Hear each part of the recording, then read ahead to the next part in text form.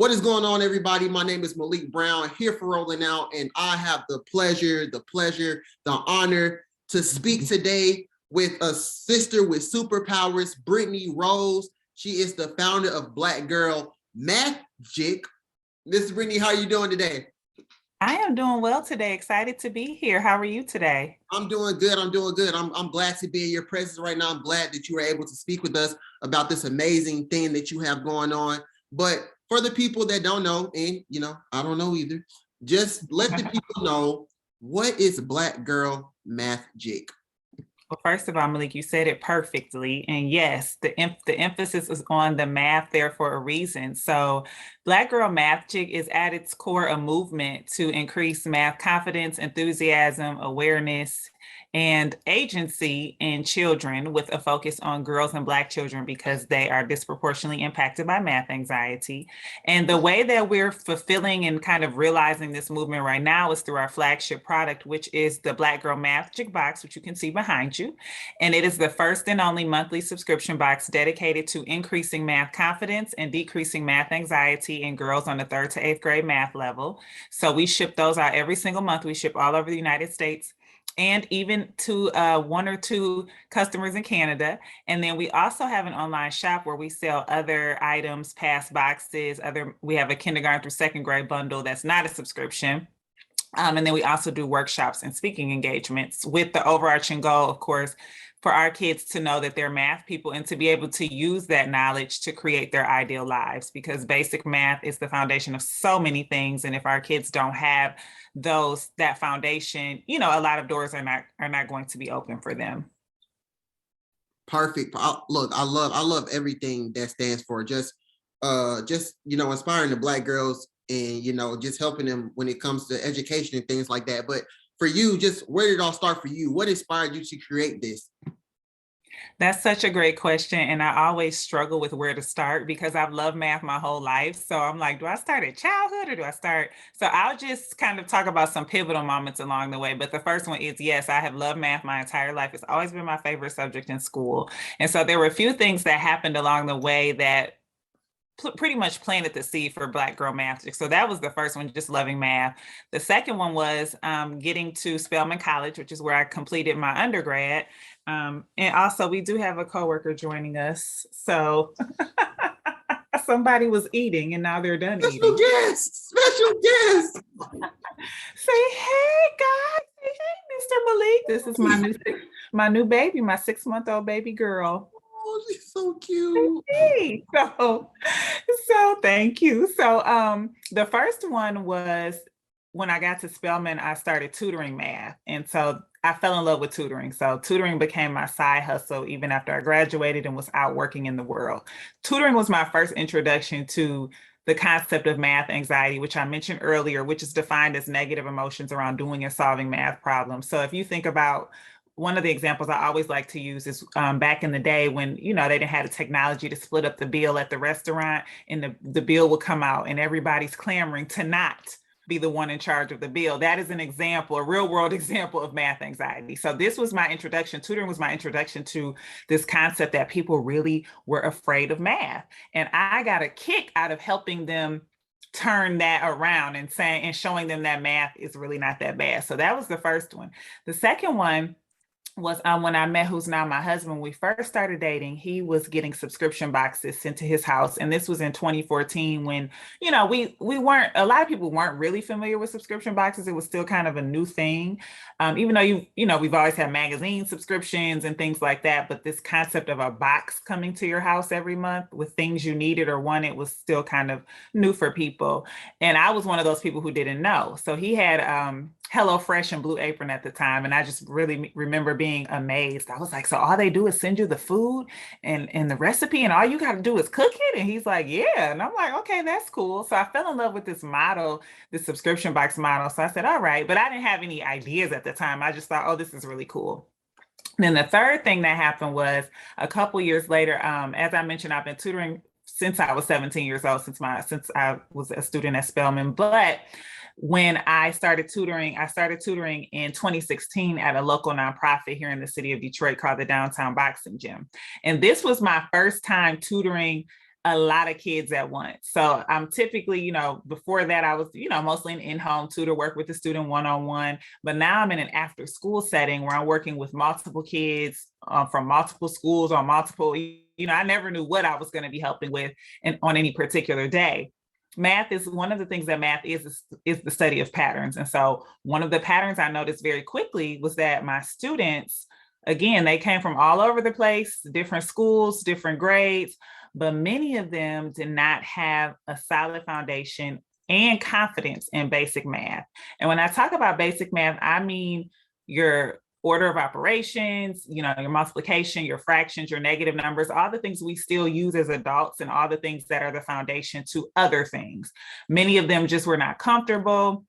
They didn't understand it. And so I'm sitting there and I'm just like, I feel like I want to do more. Tutoring is so one-to-one. You have to be physically present to be a tutor. And I knew this issue wasn't just an issue with my students and my community. At this point now I'm a big grown adult, and you just hear people all the time being proud to not be good at math, so now I know it's a thing. And I'm like, I got to do something. I have a math background, I'm gifted in helping people understand math. I also taught GED math to adults for a little under a year. So I said, okay. And then I have an MBA. So I was like, I might be able to put all this together and do something. And so that's how Black Girl Magic was born. In 2018. So it took me a couple more years to try to figure it out exactly what I could do. And although, my product is in the imagery, of course, it's focused on building up a Black girl, because Black girls are literally the least served in terms of who we think about when we think about math excellence and math confidence. We serve people of all racial and gender backgrounds. So that has been the great thing, is that not only are Black girls seeing themselves as math people, but other people are also seeing them as math people, which we know through studies and my own experiences that that's typically not the case. So that's where the inspiration came from. And then I also always have to mention that I'm the daughter of my mother is a retired principal. She was a principal in Detroit for almost 20 years. So education was just a non-negotiable. So I like to think it was in my DNA. So it was already in the genes. It was already in the genes. That's right. And just hearing your story, it sounds like, first of all, you have a big heart. So you were willing to do something like this to help Black girls, and like you said, other races as well with this. And of course, you come from a background with teaching and everything, with your mother. For you, I mean, just how important is it for us to continue to inspire Black girls when it comes to things like this? Like you said, Black girls aren't really, aren't really like a priority when it comes to things like math and things like that, education. So how important is it for you to get this out, to inspire Black girls, and, to know that, to let these girls know that at the end of the day, it's somebody that looks just like you that's helping you? Yeah. It's extremely important. And, I could go into all the data and all the research and all of that. But aside from all of that, it's just very important for anyone as a human being to be able to realize, for us to be able to realize their fullest potential. So Black Girl Magic is not just about, this box is created to help your kid go from a C to an A in math class. Like, that's great if that happens, but it's so much more than just a grade in school. It's really about our children's lives, right? Like, when you think about financial literacy, of course, financial literacy is a big conversation in the Black community. And math, you got to be able to do basic math. That's the foundation.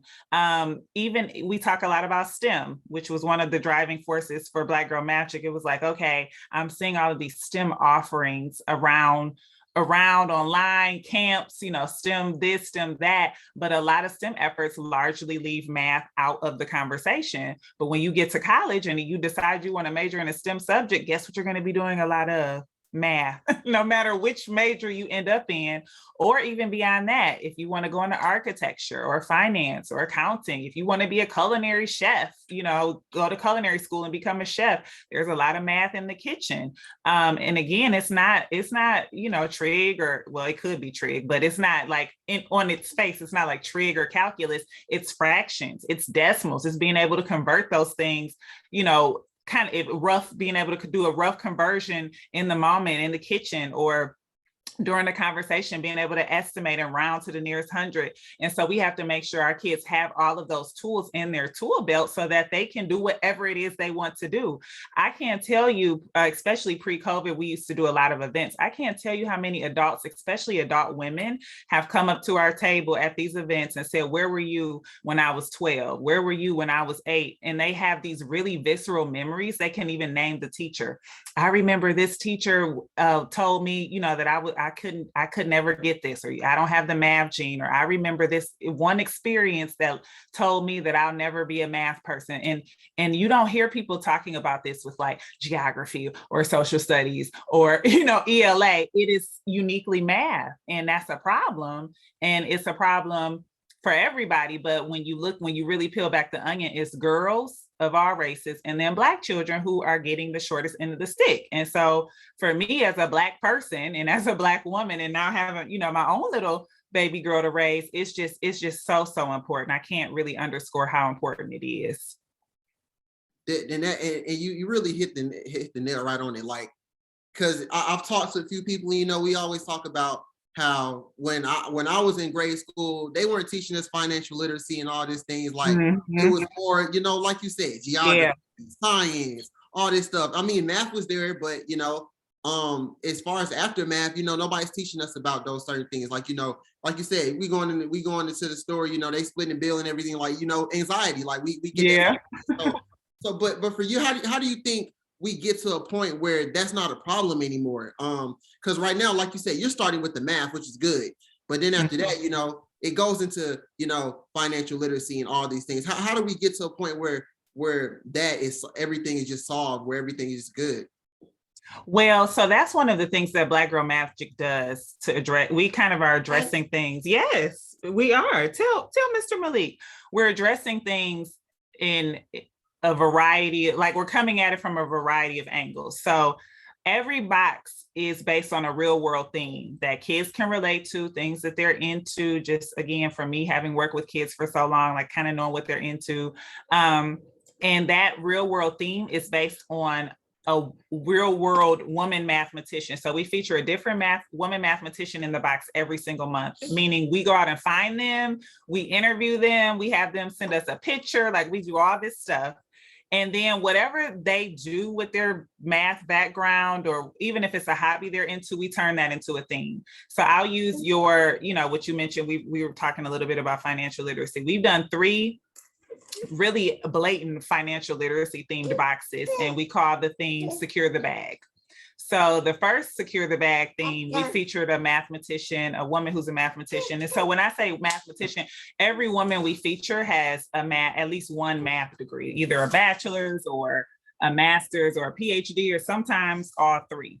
So what we do is we have this, our first Secure the Bag mathematician. She is a chief financial officer for mostly for Black owned and small businesses. So we did a whole bunch of math around entrepreneurship and finance. Our second Secure the Bag theme was around real estate math. So we found a mathematician who lives in Ohio who is a real estate agent. And so we did real estate math. And then the last one we did was around banking. And so we found a woman who works for a bank and has a master's in biostatistics and an undergrad in mathematics. And so we did banking math. You know, for example, when you go to the ATM and you put in that you want to take out, let's say you want to take out $55. Most ATMs don't let you take things out in multiples of 5. You have to do like 10 or 20, and it'll say, oh, no, you got to do multiples of 10 or 20. Well, guess what? We learned that in elementary school, multiples. So if you don't know that, if you don't know your multiples, like off the top of your head as an adult, then you're going to struggle at that ATM machine trying to figure out, okay, how much do I need to put in here to take out what they're, you know, to get the money out. So that was one of the questions we put in our math activity booklet, which is another item that comes in the box every month. You know, you're at the ATM and you're trying to take out this much money, but you have to take it out in this, the multiple of this. What's the smallest amount you can put into that ATM machine to get the amount you're looking for? So we incorporate a lot of these. It's for us, it's making the connection, it's connecting math to the real world. So we are on box, I think number 34 or 35, which is like crazy to me. And we've done baking math, we've done dance math, we've done music, we have done fashion. This month we're doing quilting. Because the math isn't everything. So it's really not that hard to make the connection. Really the hardest part is finding the women, because we're trying to solve the very problem, that we're having, is trying to find more women mathematicians who do these really cool things. So that's how we're addressing it from multiple angles. And then also in the box, we include 3 to 5 items that bring that theme to life. And at least one of those items is a screen-free manipulative. So sometimes we have even included actual chapter books in the box. And part of the reason why I wanted to do that is because as a tutor, I have often heard my students complain about the times when they had to read in math class. Like, this is math, why am I reading? Well, guess what? Everything is connected, but it's not their fault. Math has been presented to them as something that's very siloed and very separate, but no, all of that is connected. So we include writing exercises, like reflection exercises. That, as I mentioned, we interview the women mathematician. They have an interview that they actually have to read and learn about this mathematician. They also get a bio. We write a quick bio about the mathematician. And like I said, sometimes we'll include actual books that they can read. Most of the time they're math manipulative. So it could be like a card game or a dice game or dominoes, kind of whatever we can find that goes with the theme. But all of that is connected. So yes, at its core, it's a math box, obviously Black Girl Math Jig, but it's also very cross-curricular.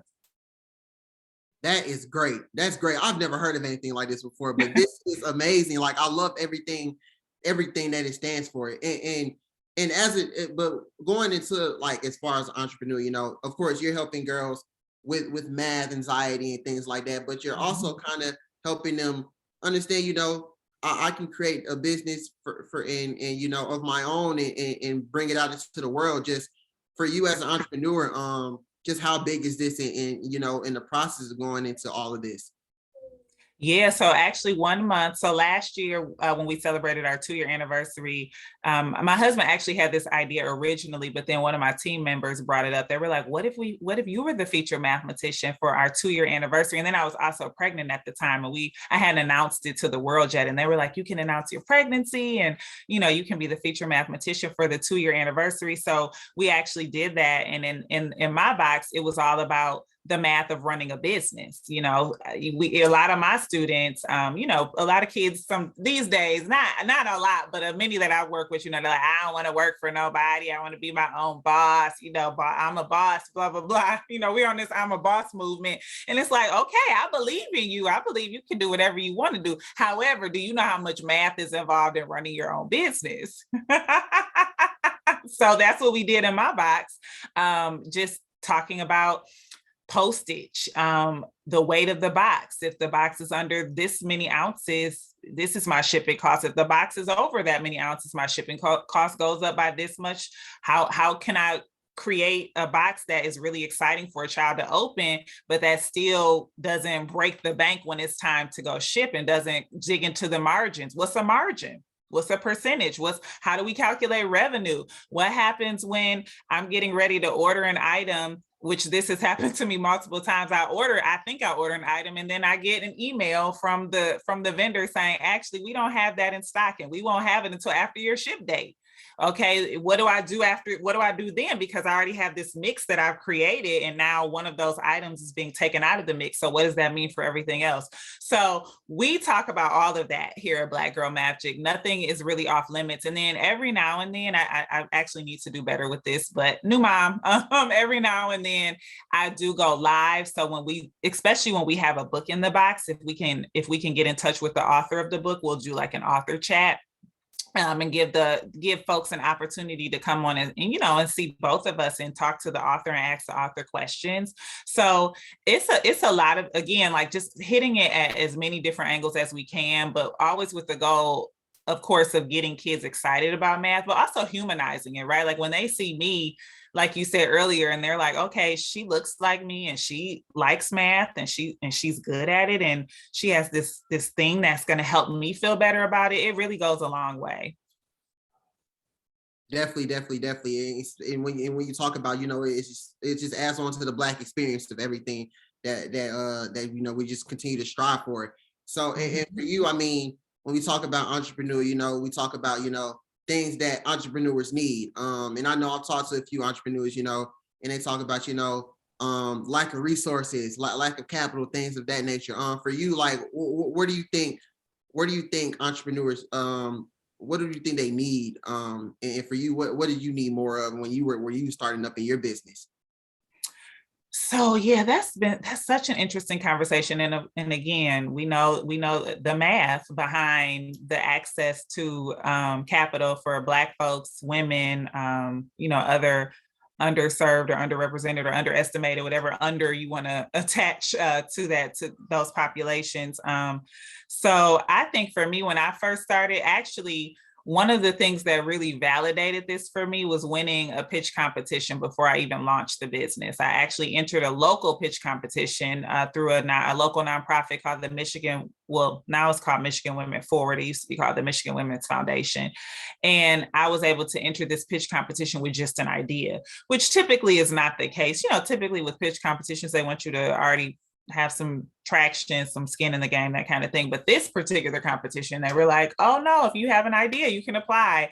And I ended up applying, becoming a semifinalist and becoming a finalist and actually winning in my category. And so I said, okay, somebody else thinks this could work besides my family. Me and my family, like this could actually work in the marketplace. I think having those types of opportunities are so important. We have not sought out venture capital, so I can't speak entirely to that, but I know that I know that it's disproportionate. I know that more Black folks should and could be getting those dollars. But I think there's a lot of promise now, especially given the climate in today's society, for us as Black folks to be able to access dollars. And obviously this conversation is a result of that, right? Famous Amos and the whole team being able to pull this together is phenomenal. And so now I've gotten so comfortable with telling the Black Girl Magic story, both in written and verbal form, that we have been able to raise, I think at this time, I actually need to go back and do a calculation. I think we're at a little over 100,000, maybe 150,000 for Black Girl Magic, and not through venture capital funds. So through non-dilutive equity and cash, we've been able to do that. I can speak more to, I can offer some tips for other entrepreneurs that I've gained from doing these over and over again, if you like. But I think that that's one of the things that we definitely need is capital and access to money to get started. I won't say that of course it takes money to make money, but you can get started depending on what your business is. Like for me, for a subscription box of this kind, I was able to start with a little bit of my 401k from my last job before I started Black Girl Magic. The pitch competition I just mentioned, that was $2,500 that I won, so I was able to use that. And then once I opened up pre-orders for the actual box, the money that people were paying for the pre-orders, helped me order the first set of items for the first box. So that's one thing. I think also mentorship, but like good mentorship. So I've had mentors along the way, but nobody that has really, they've come through different opportunities. They've been great, but I'm still like really looking for like that true like coach, like business coach, business mentor. I do have a couple of subscription box coaches with classes I purchased, kind of those online classes, which are great.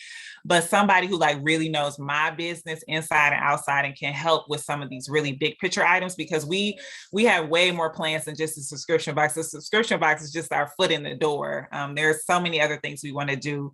So mentorship, and of course, access to capital, and just a community. Community is so important. They talk a lot about how entrepreneurship is lonely, or it can be lonely. And I've seen that, even though, my family is very helpful, and I have a small team that I'm building, but I've definitely experienced that for myself. And I can only imagine for other folks what that must be like.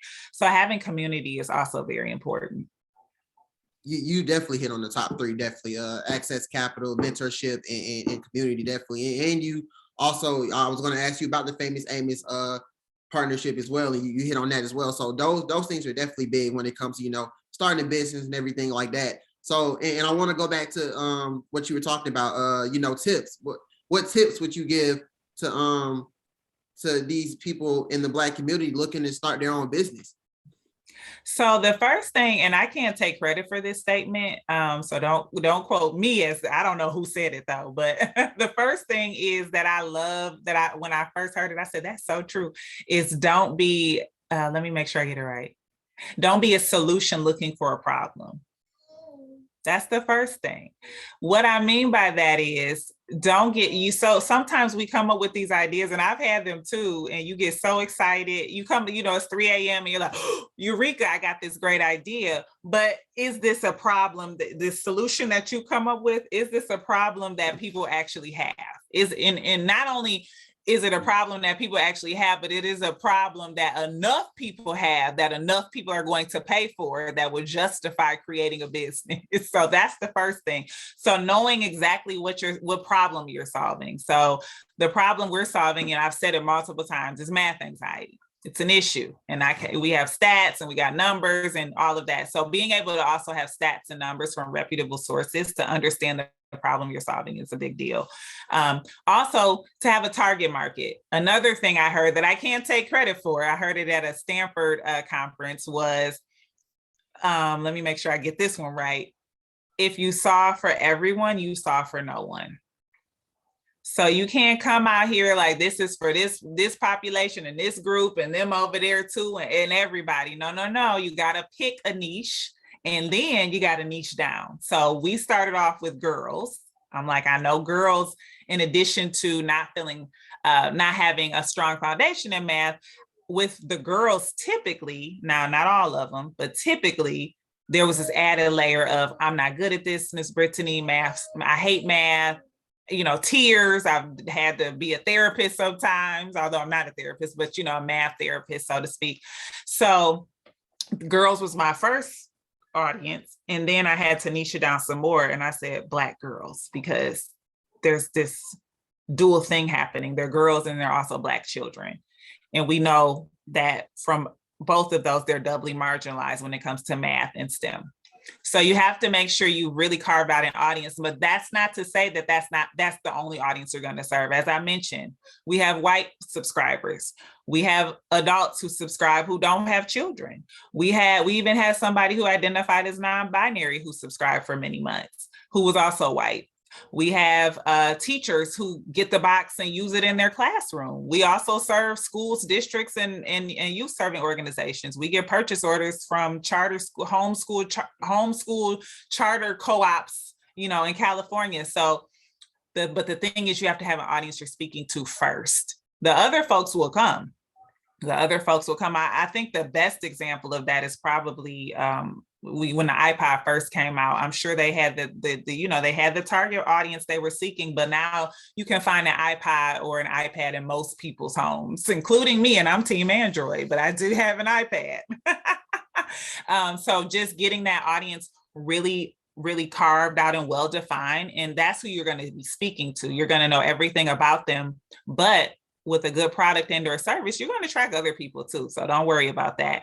And then also when it comes to pitching and going out for grants and things like that, my advice is always very boring, but it's what works. And the first thing I always like to tell people is read the criteria.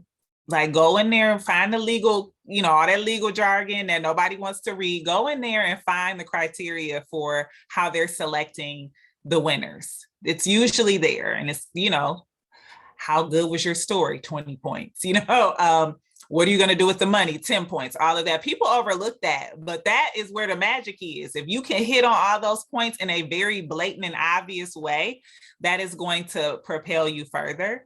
And then I also like to say with pitches, just being really energetic and passionate. Like, this is your product, your service, your baby. This is what you are bringing into the world. You know more about it than everybody. And just let that passion and excitement flow through. People always say that to me. Like, when they hear me talk about Black Girl Magic, they're like, gee, you're really passionate. I am. I care so much I love math. I love children. I want Black children to thrive, so it's very easy for me to just get on my soapbox and get excited. But that's contagious. Like, people latch on to that. I'm sitting here talking to you about math, a topic that most people hate, right? Like that's crazy, but that's because I've been able to really convey the passion that I have and to show the work that I'm doing and how we're getting kids excited about math. So those are some of my high level tips for getting started and just to be consistent and to keep going. Look, you done got me inspired about math. We about 25, 30 minutes in. Well, listen, you need I don't math like to be a that. journalist too. Word counts, right? You know, all of that. You got the numbers are going to show up whether you want them to or not. So why not be excited about them? Right, exactly. So, you know, I'm glad you're doing something like this. But, you know, you talk about, you know, the niche and just bringing it down to Black girls. For you, how important is the Black girl in the world? How important are Black women in the world? How important is Black girl magic? We're so important. I mean, truly, though, I know I'm biased, obviously, because I'm a Black woman, but we just, you know, I know there's been some conversation as of late around using the term magic, Black girl magic, you know, because in some circles, people feel like, okay, we're not these super powered people. We're human beings, you know, who get tired and who need help. You know, we're not like standing on top of a mountain like we can do all, because we can't. We need help, as you can see. Even now doing this interview, my husband's like, my baby came off. We thought she was done eating, and she was like, nope, I was just taking a break.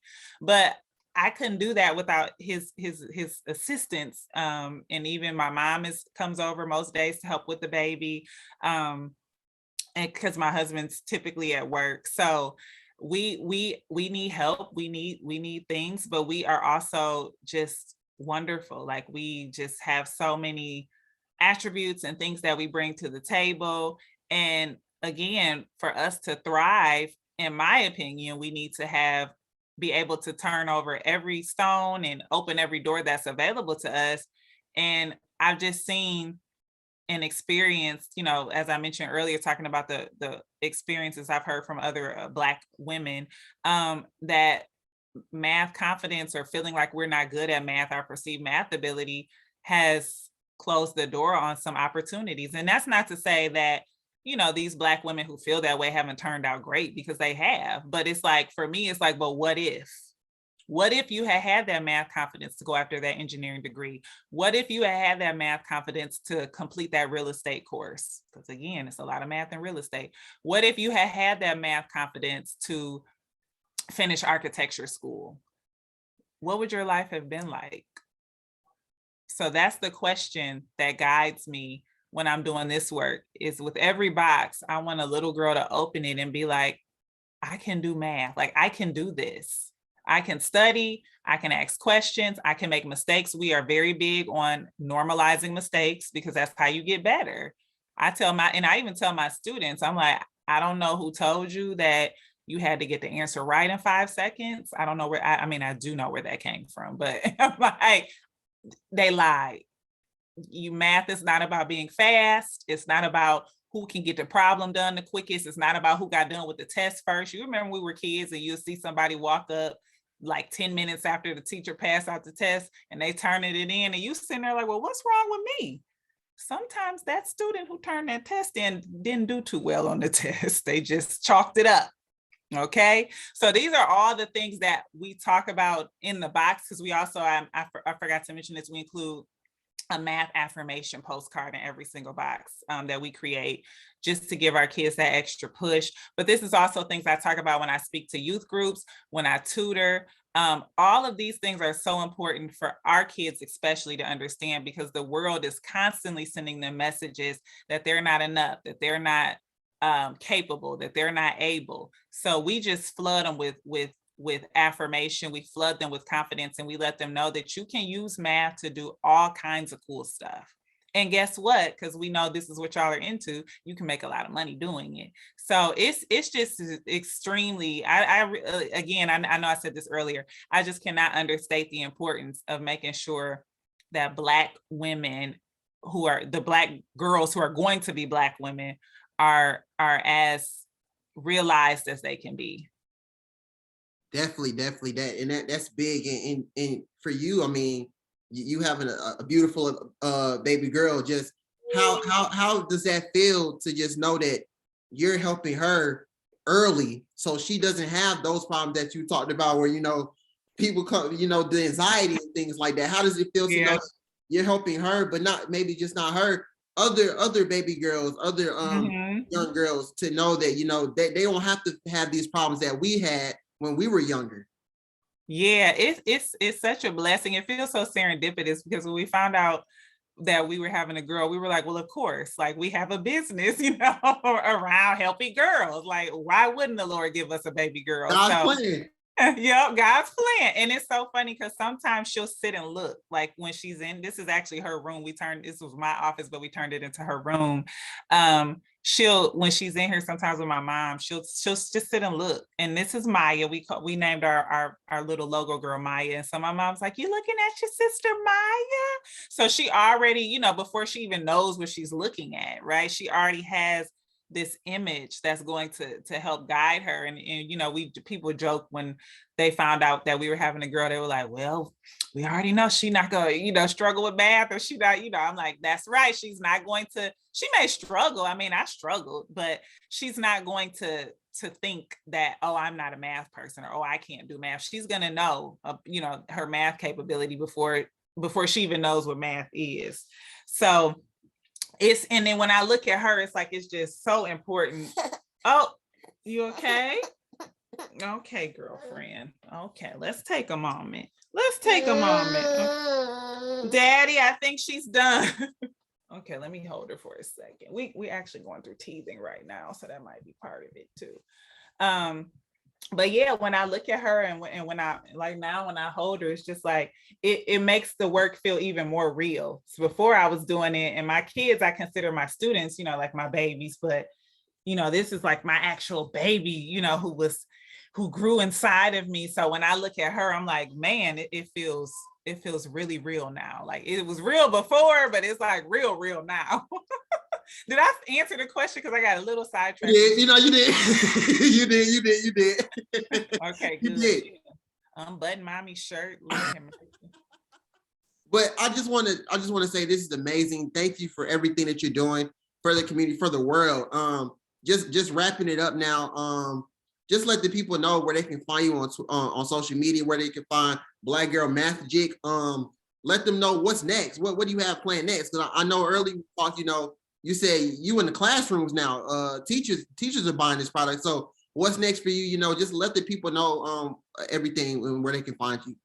Yeah, so I'm glad you asked that, Malik, because my mom just got here and I can already hear her. You need to tell them. So we're actually in the process of looking at getting a boy box up and running. So we understood that, obviously, for the reasons I've shared throughout the interview, girls, we needed to get them good and get them going first. The need is just so great, but obviously there's a need with boys too. And actually some boys have actually gotten this box and enjoyed it as is, but we're going to create something especially for them. So we're working on that. We have a survey going right now that is on all of our social media platforms, which I'll share in a minute. If you just click on the link there, the survey link is at the top. So we want to know from boy moms, like, what do you want to see? What do you and your boy want to see in a boy box? So we have that coming up. I also am in the process of writing a few children's books about math confidence, so that babies as small as my baby, we can start getting that language and getting that going for them now, very early, before they even know what math anxiety is. So that I have no type of launch date around that, but it's something that's in the works. And as you mentioned, we are looking to really expand our business to business channel. So like the schools, the districts, the teachers, being able to serve them is a dual purpose for us. It allows us to scale, but then it also allows us to serve children whose families may not be able to afford the box on their own, if they're getting it through school. So that is an audience we're really looking to. We've had some success. COVID really threw us off because that was our big goal for 2020. So now we're looking to get back into that. And then just to continue to do what we're doing every month, sending out math confidence, sending it straight to your doorstep with items and stories and experiences that you don't have to cobble together your own. You don't got to be all on Pinterest trying to figure it out. Like, we do it for you, and we can be found at Instagram and Facebook at Black Girl Magic, and then also on Twitter at BLK Girl Magic. We do have a YouTube page. It needs to be updated, but there are many unboxing videos on there from the past couple years. So if anybody wants to sit and watch a few of those, we have those as well. And then our website is blackgirlmagic.com. Brittany, thank you for all of this. Thank you for speaking with us. Thank you for telling us about this amazing product that you have that is uplifting Black girls' lives, and not just Black girls, everybody that needs this in the world. I really appreciate this, because this is definitely needed in the community, and I hope you continue to strive, continue to do bigger things, and we'll be right here supporting you. Thank you so much for having me, Malik. Anytime. Thank you again, and thank you guys for listening. It's been a pleasure.